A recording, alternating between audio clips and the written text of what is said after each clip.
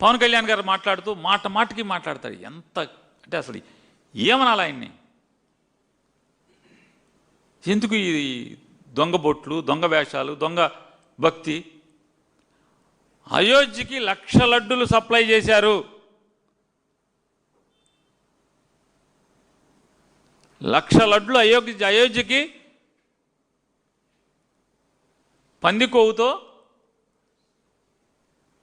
Animal ఫ్యాట్తో తయారు చేసి పంపించారని చెప్తారు.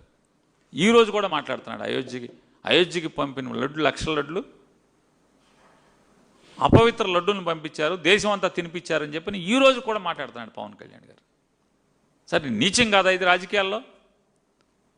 పవన్ కళ్యాణ్ గారు నీచాతి నీచమా కాదా చెప్పండి? ఇంతకన్నా నీచం ఇంకేముంటుంది? ఒకసారి ఇది ఎక్కడుందండి? అసలు అయోధ్యకి లడ్లు ఎవరు పంపించారు? కానీ అయోధ్యకి లడ్లు ఎవరు పంపించారు? దాన్ని ఎవరు రిక్వెస్టు? నాటి టీటీడీ బోర్డు మెంబర్లుగా ఉన్నటువంటి సౌరభ్ గౌర్ అనేటువంటి మహారాష్ట్రకు చెందినటువంటి ఆయన, అలాగే మరో టీటీడీ సభ్యుడైనటువంటి మైహోం రామేశ్వరరావు గారు, వీళ్ళిద్దరూ కూడా టీటీడీ పాలక వర్గాన్ని సంప్రదించి అయోధ్యకి శ్రీవారి ప్రసాదాన్ని పంపిద్దాం, 1,00,000 లడ్డులు మాకు కావాలి అని చెప్పి రిక్వెస్ట్ చేస్తే దానికి కావలసినటువంటి శ్రేష్టమైన నెయ్యి మొత్తాన్ని కూడా 2,000 కేజీల నెయ్యిని వారే సేకరించి తెచ్చుకున్నారు. వారే సేకరించి తెచ్చుకున్నారండి. వారే సేకరించి తెచ్చుకున్న దాంతో సౌరభ్ బోరా గారు, మైహోం రామేశ్వరరావు గారు. అసలు టీటీడీ బోర్డు కానీ జగన్మోహన్ రెడ్డి గారి ప్రభుత్వం కానీ ప్రయత్నం చేయలే. అయోధ్యకి లడ్డూలు పంపించాలి వెంకటేశ్వర స్వామి అనేది ఆ పాలక మండలి సభ్యులైనటువంటి వారిద్దరి యొక్క కోరిక మేరకు అప్పుడున్న టీటీడీ బోర్డులో ఉన్న అందరూ కలిసి ఓకే చేయండి, మంచిదే కదా, స్వామివారి ప్రసాదాన్ని రాముడి ఆలయంలో వచ్చేవాళ్ళకి పంచిపెడదామని చెప్పని నెయ్యి వాళ్లే ఇచ్చి చేయిస్తే నీచంగా పవన్ కళ్యాణ్ గారు మీరు ఈ కొవ్వుతో చేసి పంపించారని చెప్పని మీరు ఈ రోజుకి మాట్లాడుతున్నారు. తప్పు కదండి, తప్పు కదా ఇది. ఎంత అపచారం మీరు మాట్లాడటం. జగన్మోహన్ రెడ్డి గారు ఆయన అంటాడు నెవర్ రెస్పెక్ట్ హిందూ ధర్మాన్ని అసలు ఆయన ఎప్పుడు రెస్పెక్ట్ చేయలేదంటున్నాడు. ఎంత పాపాలు కదా ఈ మాటలన్నీ, పాపం మాటలే కాదండి పవన్ కళ్యాణ్ గారు. బూట్లు వేసుకుని తోలుతో తయారు చేసినటువంటి జంతు చర్మంతో తయారు చేసిన బూట్లు వేసుకుని దేవుడి దగ్గరికి దండం పెడతాడు, దేవుడికి పూజ చేస్తాడు, దేవుడికి పూలు సమర్పిస్తాడు, దేవుడికి హారతిస్తాడు నారా చంద్రబాబు నాయుడు గారు, మీ గురువు గారు. ఆయన హిందూ ధర్మాన్ని గౌరవించేది. చిన్న దేవుడి ఫోటో కూడా పట్టుకోవాలంటే చెప్పులు తీసేసేటువంటి వాడ జగన్మోహన్ రెడ్డి గారు. ఆయన ఎవరు? హిందూ ధర్మాన్ని గౌరవించేది ఎవరు అని అడుగుతున్నా. ఉన్నాయి ఏమన్నా ఫోటోలు చంద్రబాబు నాయుడు గారి? లక్షల్లో ఉంటాయి యూట్యూబ్లో కొడితే. అది మా యూట్యూబ్ కాదు, గూగుల్లో కొడితే.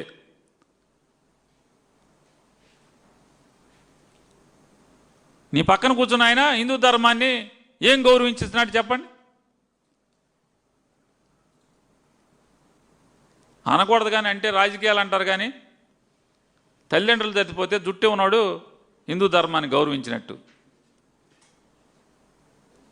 అంటే మీరు హద్దు దాటుతున్నారు కాబట్టి మేము కూడా మాట్లాడాల్సి వస్తుంది. హద్దు దాటుతున్నారు కాబట్టి.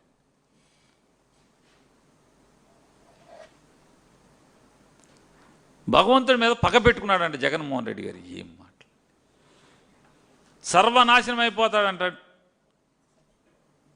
జగన్మోహన్ రెడ్డి గారు. సర్వనాశనం అయిపోతాడు. నేను అంటున్నా,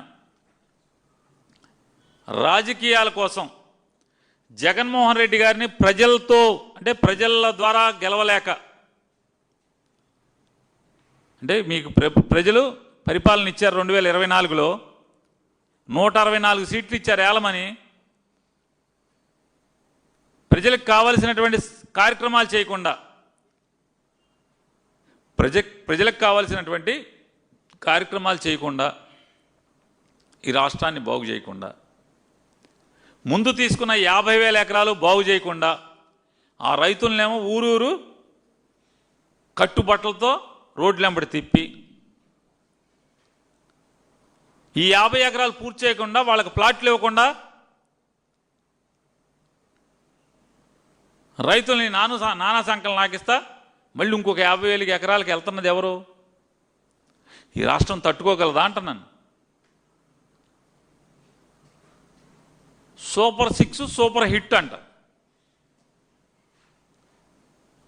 ఇప్పుడు అనిపిస్తుంది అవి చాలా నయం కదా అబద్ధాలు.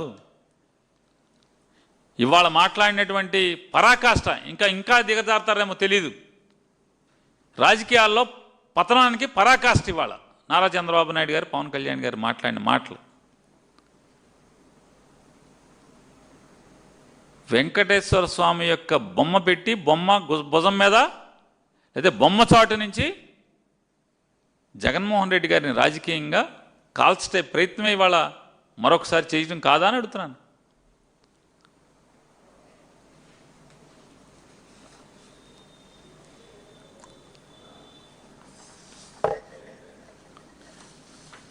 ఏడు కొండలు 2 కొండలే అంటాడు. పాపాత్ములు కదా మీరు అందరూ. అసలు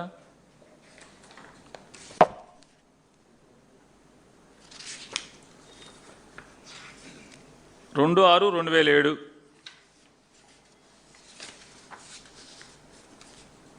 తిరుమల తిరుపతికి సంబంధించినటువంటి 7 కొండల్ని, అంటే శేషాచలం సంబంధించిన ఆ దగ్గరలో ఉన్నటువంటి ఆ 7 కొండల్లో 7 కొండలు కూడా మొత్తం శ్రీ వెంకటేశ్వర స్వామికి సంబంధించిన టీటీడీకి సంబంధించినటువంటిదే. వాటన్నిటినీ కూడా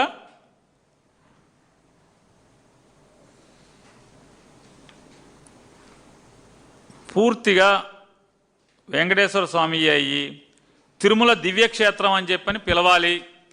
ఆ 7 కొండల్ని తిరుమల దివ్యక్షేత్రం అని చెప్పని పిలవాలి.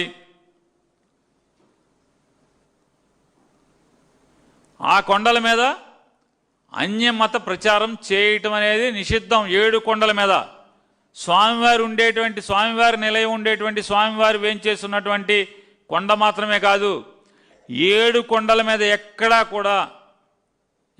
కూడా అన్యమత ప్రచారం చేయటం నిషేధం అని చెప్పి ఇట్లాంటి పలు అంశాలతో 7 కొండలు స్వామివారి ఆస్తి అని చెప్పని, స్వామివారి నిలయం అని చెప్పని, తిరుమల దివ్యక్షేత్రం అని చెప్పని పిలవాలని చెప్పని జీవో ఇచ్చింది ఎవరు?